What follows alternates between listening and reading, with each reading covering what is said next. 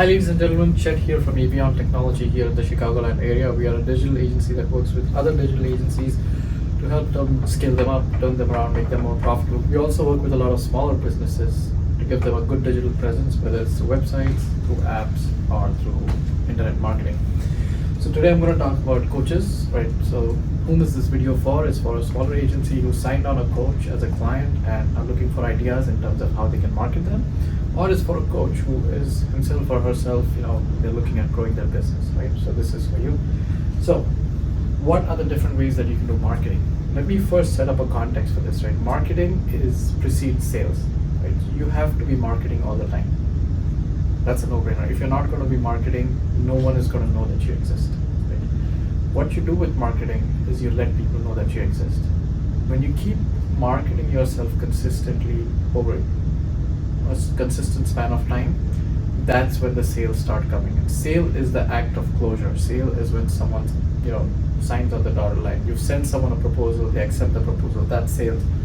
Marketing is all the efforts that you do before that to create a general awareness for people that you exist. So first is define your niche and an audience. I have seen that in the coaching business, defining your niche, defining your audience is extremely important because there's different kinds of coaches. There's coaches who work with small businesses. There are coaches who work with African American entrepreneurs. There's coaches who work with women entrepreneurs. There's coaches who specialize in working with veterans, because each one of these demographics has its own needs. So first define your niche and your audience, right? Because that's how you're going to tailor your content, number one. And it's okay if you don't know, right away who's going to be that. Stay open, stay flexible. But at some point in time, very shortly after you've started your business, you're going to have to start crafting your messaging and crafting it, for whom is that messaging for? Number one. Number two, create a very strong online presence, right? That's having a great website, and that's through, some level of SEO. You definitely need coaching is one of those places where you really need an awesome website, right? Because people are going to come to that website, check it out, and then give you a call or send you an email. So if your website is clunky, if it doesn't load properly, if it looks dated, if it doesn't have good images, people might think this is not someone whom I should work with, right? So you should have a very strong online presence and make sure your website is optimized for SEO, right? So you have your Google My Business listing done, and all these little things that you do for SEO, right? On page and off page, make sure it's there. Third is social media. Again, LinkedIn, very good for coaches.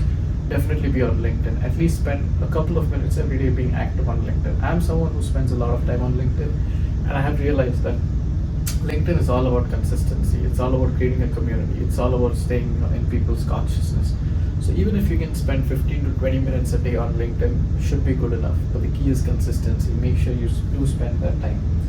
Next is content marketing. As far as content marketing goes, that's how you're going to showcase your subject matter expertise, right? Content marketing includes blogs, content marketing includes white papers, content marketing includes case studies, what I call success stories now. So make sure you're doing content marketing, right? Next, email list. Very important. People that you meet at a seminar, people who come and attend your workshop, make sure you capture their emails. People who are visiting your website, make sure you're capturing their emails. Your email list is extremely important.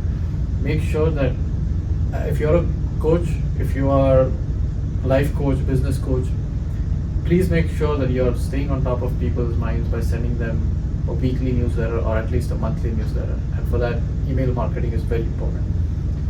Paid advertising, right? That includes SEM, that's search engine marketing, which is Google AdWords, pay-per-click, or also Facebook ads. That's another avenue that you can pursue. I have seen in my personal experience that the results are pretty fast. So as compared to like organic SEO, the results are pretty fast when it comes to search engine marketing, paid advertising. But there's a budget. So you need to spend $500,000 a month to start getting those results. With search engine optimization, especially organic SEO, you need to spend a lot of time and money upfront before the results start coming in. For search engine marketing, you can start getting the results right away, but the spend is higher. So that's a business decision that you need to take. Next is network and building relationships, right? This goes without saying, but I think personally, for anyone who's starting out, the best way to start is actually spend the first year creating those business relationships, creating those business alliances. We all are in some kind of a community, whether it's a local chamber of commerce, whether it's a local trade guild, trade chamber, industry association, whatever. So see if you can get into that. In all of these communities, there's always a few influencers, a few connectors. See if you can partner with them. Work out something. Maybe they get a finder's fee. Maybe you kind of have a mutual relationship where you're referring business to each other. Work something out. But this is an excellent way to get a good start, right? We know a coaching business is like a services business, right? In all services business, the first 3 years you kind of spend in creating your book of customers and your portfolio. So your strategy should be such where you get a certain lift off, right? So for example, I would not recommend SEO as a strategy to start out with, because it takes a lot of time. It takes 6 months, 1 year for SEO efforts to start giving fruit. There's also a lot of tweaking involved.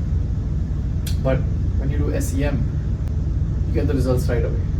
So similarly in networking and building relationships, when you connect with power partners, when you connect with these connectors, you start getting the results right away, and that's really what you're looking for. Okay? Next is referrals and testimonials. This is mostly for folks who've been in business for maybe 1 year, 2 years, 3 years. Your testimonials are the best ambassadors for your business. Even now, when we go to a new restaurant, we always see the reviews. We want to see social proof. We want to see social validation, right?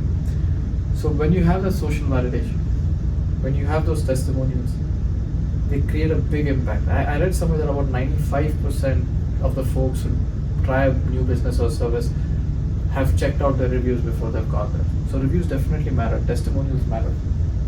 So referrals and testimonials are big. Free consults, again, in the coaching business are huge. Definitely, because that's almost like a sampling, right? It's a sampling. It's a half an hour sampling of what the experience is like when someone signs on with you. So definitely try free consults. Partnerships, again, is a part of this. Ebooks, right? Ebooks, again, is almost like content marketing. But I have seen ebooks or even physical books work really well as a giveaway. So, in today's day and age, when someone comes to your website, you want a giveaway, right? You want to give them something, whether it's a free consult or something. So ebooks work really well for that. And don't make it like a 300-page ebook. Keep it short, 50 pages, 60 pages, something that could be read in like an hour or two. But ebooks are really good for portraying your subject matter expertise. Now, I would not recommend an ebook if you're a generalist, right? There's generalists, so which is like general coaches. But if you have a niche or even a super niche, right? Like, for example, if you're a coach for like neurosurgeons, right? You help scale up neurosurgeons and their practices, something like that, like a super specialty niche, then ebooks work really well, because it's definitely a really good way to project your subject matter expertise. YouTube channels, so I have a YouTube channel. YouTube channels are a hit or a miss. I've had mixed success, and I'm being 100% upfront with it. With YouTube channels, you need to invest a lot of time upfront before you start seeing the success, right? The rewards are not linear, and it definitely takes a lot of effort to research every video, then make a video, edit that video. So if you have that kind of time and effort, 100%, I think YouTube is a great platform, especially for reaching a global audience, right? But like I said, there's a lot of effort upfront. So I would recommend you starting a YouTube channel, let's say a couple of years into your practice, not upfront. Upfront, you want to use strategies that are going to give you that lift off really fast. That's networking, working with power partners, building relationships, doing search engine marketing. Those are the strategies you want to go for. Last is community building. Community building, I don't think is a strategy. Community building, I think, is a byproduct of doing all of these things, right? When you have a group of people, it's 10, 20, 100, 200, 2,000, whatever, people who are impacted positively by your actions, you automatically create a community. In fact, I feel personally that if you start doing community building with the express purpose of doing community building, you end up becoming someone who seeks a lot of approval from others, right? And don't be that guy. We all hate to go to a networking event where there's a crowd pleaser there. No one likes a crowd pleaser. Let your community building be a byproduct of the good work that you do. Let your community building be a byproduct of the good time, of the good efforts and the good impact that you're having within that community, within your community. And the community building will be a natural process, right? Don't make community building an effort by itself, because you're going to come across as a phony, as a hypocrite. So these are a couple of strategies in which coaches can use marketing. So the key here is consistency. Make sure that you take a couple of these. Don't take all of these. Make sure you take a couple of these, ones that you're comfortable with, and then kind of spend at least a couple of hours every week on that. That's the key. Spending 3-4 hours a week on these things. That's when the sales will start coming in. That's when the leads will start coming in. Like I said, here at Avion, we've helped a lot of coaches develop a really good presence. Also help them with digital marketing and apps. So if you're one of those, give us a call. These are my coordinates. Otherwise, if you like this content, press like. If you want to press subscribe and press on the bell icon to get notifications every time we upload a new video. Thank you so much. Chet here from Avion Technology. It's Saturday today, so all of you are having a great weekend, and I'll see you next week. Thank you.